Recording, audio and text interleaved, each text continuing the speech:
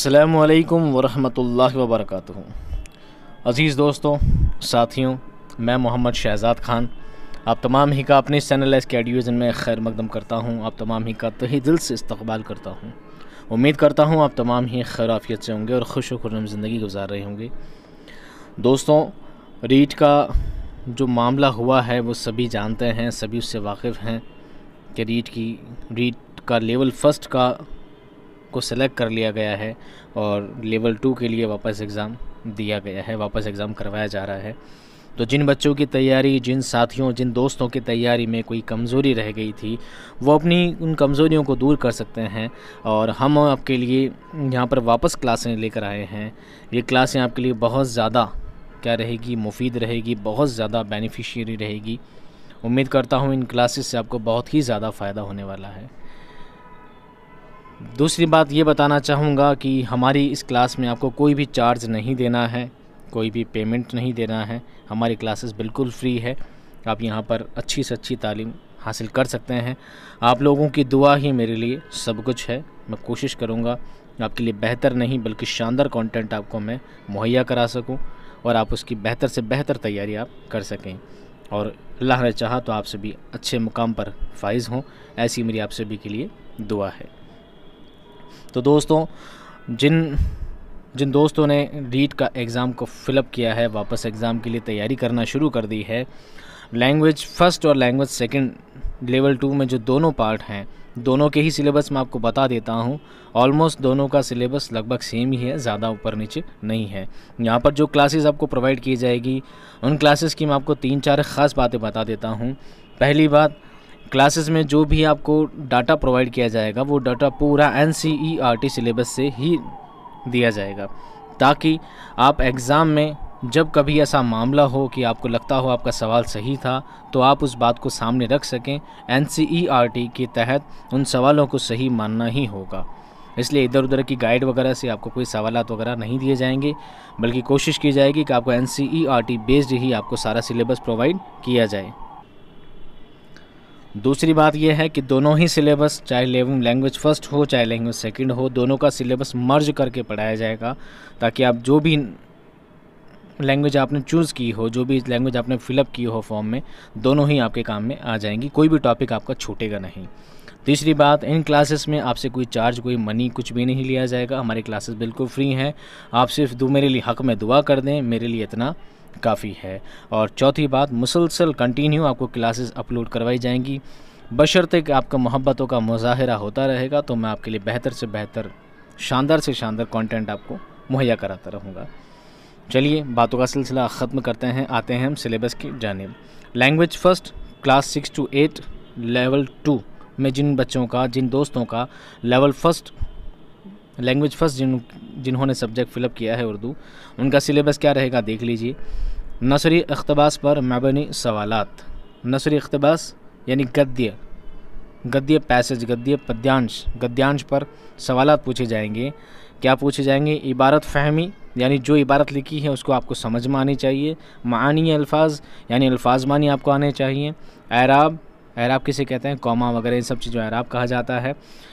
और एराब यानी मात्राएं वगैरह सब चीज़ जाननी है आपको। वाहिद जमा यानी एक वचन बहुवचन, मुज़क्कर मुअन्नस स्त्रीलिंग पुल्लिंग, मुत्तज़ात यानी विलोम शब्द, मुतरादिफ यानी पर्यायवाची, रमूज़ औक़ाफ़ यानी विराम चिन्ह, ठीक है, कॉमा, हाइफन, अपर कॉमा, पूर्ण विराम, अर्ध विराम, ये सब बातें आपको सीखनी है, जाननी है। और एक एक करके सभी की वीडियो मैं आपके लिए लेकर आऊँगा और कोशिश करूँगा कि सारा कंटेंट आपको NCERT बेस्ड ही लाया जाए। जो कि किताबों में शामिल है वही चीज़ पूछी जाती है, गाइड वाली चीज़ें बहुत ही कम पूछी जाती हैं। ये बात आप आप लेवल चेक करके देख लेना, जितना ज़्यादा हो सके NCERT बेस्ड जो बुक्स होती हैं उन्हीं से आपके सवाल सबसे ज़्यादा पूछे जाते हैं। नसरी इक़्तिबास पर मबनी सवालात। अब इसमें क्या होगा, मवाद की समझ, बात वही है जो पहले मैंने बयान की, मवाद की समझ आनी चाहिए। फ़ैल यानी क्रिया, फ़ाइल, मफ़ूल और फ़ैल लाजिम, फ़ैल मुतअद्दी, जुमले की अक़साम और ज़माना। आपको काल के बारे में जानकारी होनी चाहिए। फ़ैल यानी क्रिया के बारे में, सकर्म क्रिया, कर्म क्रिया, जो सब हिंदी में आप पढ़ते हो वो सभी बातें आपको 1 by 1 एक एक चैप्टर वाइज चैप्टर से बातें आपको समझाई जाएंगी। दूसरी नई बात यह है कि जब उर्दू को उर्दू से ही बहुत ज़्यादा डिटेल में समझा दिया जाता है तो काफ़ी बातें बच्चों के यानी मेरे दोस्तों के जहन के ऊपर से निकल जाती है। तो मैं कोशिश करूँगा कि हर लफ्ज़ को, हर बात को उर्दू के साथ हिंदी ज़बान में भी उसको वापस ट्रांसलेट करके हर बात को हिंदी में समझाने की कोशिश करूँगा, ताकि वो बातें आपके जहन में फ़िट हो सकें, वो बातें आप याद रख सकें, क्योंकि हिंदी ज़बान से आप काफ़ी रिलेट करते हैं, आम बोल चाल में हमसे बोला करते हैं, उन बातों को आप इजीली समझ जाते हैं। ठीक है, अगला देखिए, इस्म और उसकी अक़साम। इस्म और उसकी अक़साम, ज़मीर और उसकी अक़साम, सिफ़त और उसकी अक़साम, मुहावरे और कहावतें। इस्म किसे कहते हैं? छठी क्लास 5वीं क्लास का सवाल है, मैं तो नहीं बताऊंगा, ठीक है, आप ही समझ लीजिए। इस्म के बारे में पूछा जाएगा, यानी संज्ञा के बारे में पूछा, नाउन के बारे में पूछा जाएगा। ज़मीर यानी सर्वनाम के बारे में पूछा जाएगा। सिफ़त यानी विशेषण के बारे में पूछा जाएगा। मुहावरे आप जानती हैं, कहावत यानी लोकोक्तियाँ। ठीक है, इन सभी के वीडियोज़ भी आपको 1 बाय 1 समझा दिए जाएंगे, और कोशिश की जाएगी कि आपको MCQ सवाल, MCQ बेस्ड क्वेश्चन भी आपको प्रोवाइड किए जाएँ, ताकि आप उनसे बेहतर तैयारी कर सकें। अब है असनाफ़ नस्र व नज़्म। उसमें क्या पूछा जाएगा? देखिए, उर्दू ज़बान के तदरीस के मकासद और ज़बान के तदरीस के उसूल, तदरीसी तरीक़ाकार। उर्दू ज़बान के तदरीस यानी उर्दू भाषा को शिक्षण के जो मकासद, जो उद्देश्य हैं, ज़बान की जो तदरीस है, भाषा को पढ़ाने का जो शिक्षण का अधिगम तरीका है, उसके उसूल, उसके नियम और तदरीसी तरीक़ाकार, उनकी विधियाँ सभी आपको बताई जाएंगी, जो कि आपको टीचिंग मैथोलॉजी में सब आपको बताया जाता है, मेथड्स ऑफ टीचिंग। ठीक है, ज़बान की महारतें, सुनना, बोलना, पढ़ना, लिखना और उनकी नशोनुमा, उर्दू निसाब तालीम, उर्दू पढ़ना और लिखना सिखाने के तरीके, ज़बान के तदरीस में माअवन अशिया, ये सभी बातें भी आपको जाननी होंगी। ज़बान की महारतें, ज़बान की महारत क्या होती है? सुनना, बोलना, पढ़ना, लिखना, ये सभी के बारे में आपको बताया जाएगा कि बच्चे से किस तरह सही ज़बान बुलवाई जा सकती है, किस तरह उसका प्रोनंसिएशन, किस तरह उसका तलफ़्फ़ुज़ सुधारा जा सकता है, किस तरह बच्चे से पढ़वाया जा सकता है वर्ड टू वर्ड, किस तरह बच्चे को लिखने के लिए आदि किया जा सकता है कि बच्चा सही चीज़ सुनकर, सही लफ्ज़ सुनकर सही तरीके से लिख सके। ये सभी बातें भी आपको सिखाई जाएगी। उनकी नशोनुमा, उनका तरीका, निसाब तालीम, उर्दू पढ़ना और लिखना सिखाने के तरीके, किस तरह उर्दू पढ़ाई जाती है, कौन से अबजदी तरीका होता है, तहलीली तरीका होता है, सभी तरीक़ों के बारे में आपको बताया जाएगा। सभी की वीडियोज़ आपको प्रोवाइड किए जाएंगे। जाँच और उसके तरीके, मारूज़ी और मुसलसल जाँच, अंदाज़ा क़द्र, सवालात और उनकी क़िस्में।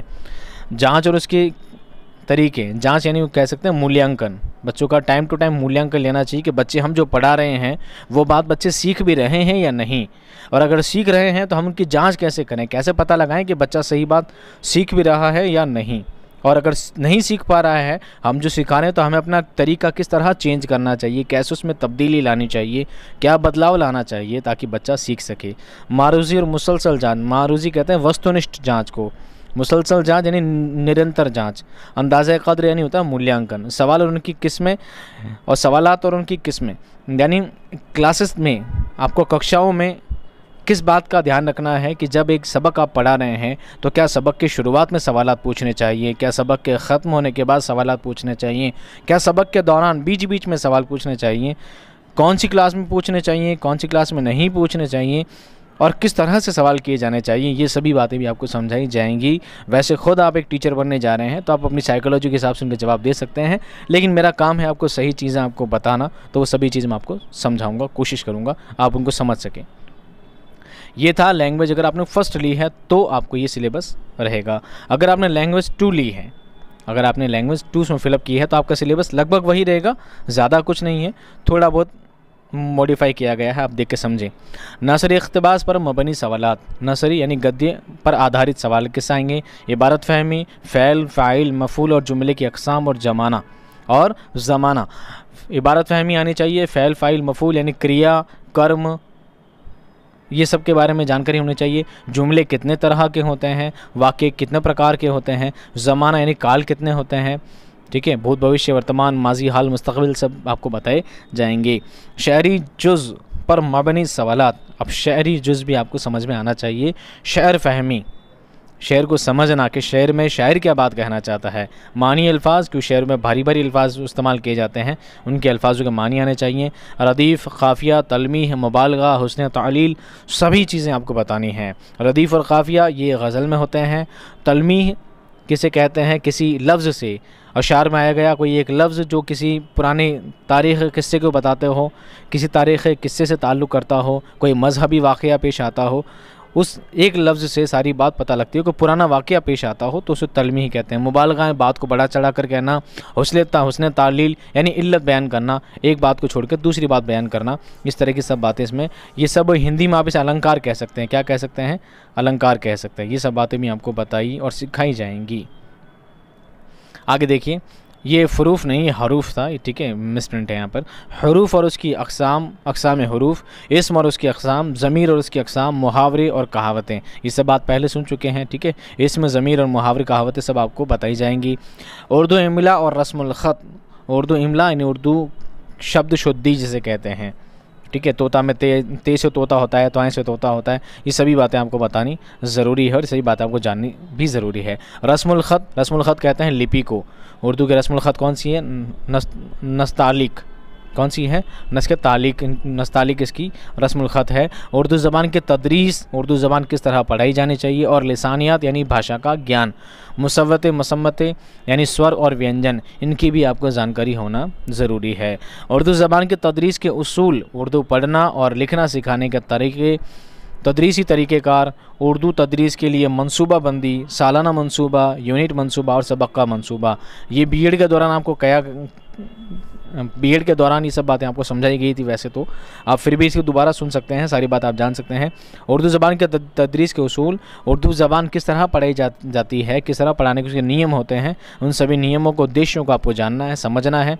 उर्दू पढ़ना लिखना सिखाने के तरीके जानने हैं, किस तरह पढ़ाया जाता है, किस तरह लिखाया जाता है। तदरीसी तरीक़ेकार, तदरीस के शिक्षण के कौन से अधिगम होने चाहिए, कौन से उसके उद्देश्य होने चाहिए। उर्दू तदरीस के लिए मनसूबाबंदी, मनसूबाबंदी होती है योजना निर्माण। क्या होता है? योजना बनाना। सालाना मनसूबा यानी पूरे साल के लिए योजना बनानी होती है कि पूरे साल में हमें कितने दिन में कौन से चैप्टर कंप्लीट हो जाने चाहिए, कितने महीने में कौन से चैप्टर और कौन कौन से टॉपिक कंप्लीट हो जाने चाहिए, ये सभी मनसूबाबंदी भी आपको बताई जाती है। यूनिट मनसूबा और सबक का मनसूबा यानी सबक के लिए हमें पहले योजना बनानी होती है, प्लान करना होता है, उसके बाद ये हमें सबक पढ़ाना होता है। ये एक अच्छे उस्ताद की पहचान होती है। आखिरी टॉपिक देखिए, तदरीसी ज़बान की मुश्किलात। भाषा को पढ़ाने में कौन सी प्रॉब्लम्स आती हैं, उन बातों को भी आपको क्या करना है, बताना ज़रूरी है आपके लिए। और जदीद तदरीसी तरीके, इस नए ज़माने में पढ़ने पढ़ाने के कौन से तरीके शामिल किए गए हैं, कौन से नए तरीके पढ़ाने चाहिए ताकि बच्चे मौसर अंदाज में, प्रभावी अंदाज में बच्चों से सीख सकें और समझ सकें, बच्चे पढ़ाई से बोर ना हो। मारूज़ी और मुसलसल जांच अंदाज़ा कद्र, ये बात मैंने आपको पहले बता चुका हूँ। मारूज़ी वस्तुनिष्ठ, मुसलसल निरंतर जांच, मूल्यांकन का तरीका क्या होना चाहिए। मुआलिजाती तदरीस, रीमीडियल टीचिंग यानी बच्चों की कमियों को जानना और उन कमियों को दूर करना, फिर वापस पढ़ाना, ये सभी बातें भी आपको जानना ज़रूरी है। इसी से रिलेटेड सवाल आपसे किए जाएंगे। उम्मीद करता हूँ ये वीडियो आपको पसंद आया होगा। अगर वीडियो पसंद आया है तो आप इसे लाइक कर सकते हैं, अपने दोस्तों में शेयर कर सकते हैं, जो कि यहाँ पर कोई फ़ीस नहीं ली जाती है, बिल्कुल फ्री आपको क्लासें दी जा रही है, तो आप इतना तो कर ही सकते हैं। आपकी मोहब्बतों का मुज़ाहिरा होता रहा, कंटिन्यू आप इसे देखते रहे, वीडियोज़ को पसंद करते रहे, तो मैं आपके लिए बेहतर से बेहतर नहीं बल्कि शानदार से शानदार कंटेंट और अच्छे से अच्छे वीडियो लाता रहूँगा। और बहुत जल्द से जल्द मैं बहुत कुछ ही महीनों में आपका कोर्स पूरा कंप्लीट कराने की पूरी कोशिश करूँगा। और अगर आप लोगों ने इसमें ज़्यादा इंटरेस्ट नहीं लिया, आपको लगता है कि हाँ फ्री की क्लासेस की, एक कहावत मैंने सुनी है कि क्या बोलते हैं ना, घर की मुर्गी दाल बराबर, है ना, कहावत होती है कि जब किसी चीज़ को इंसान फ्री में पा लेता है तो उसकी अहमियत नहीं करता है। तो अगर मुझे भी ऐसा महसूस हुआ कि इस फ्री की क्लास की कोई अहमियत नहीं है तो मैं इस क्लास को वहीं स्टॉप कर दूंगा और आप अपनी तैयारी को मुस्तकिल रख सकते हैं। पर मैं चाहता हूं कि आपकी दुआएं मेरे लिए काफ़ी है। जो तालीम मेरे पास है मैं आप तक पहुंचाऊं, यही मेरा मकसद है। उम्मीद करता हूं आप इसे पसंद करेंगे, दोस्तों तक शेयर करेंगे और मैं आपके लिए बेहतर नहीं बल्कि शानदार कंटेंट आपके लिए लाता रहूँगा। मैं मिलता हूँ आपसे बहुत जल्द नेक्स्ट वीडियो में। तब तक खुश रहिए, आबाद रहिए, खुदा हाफिज़।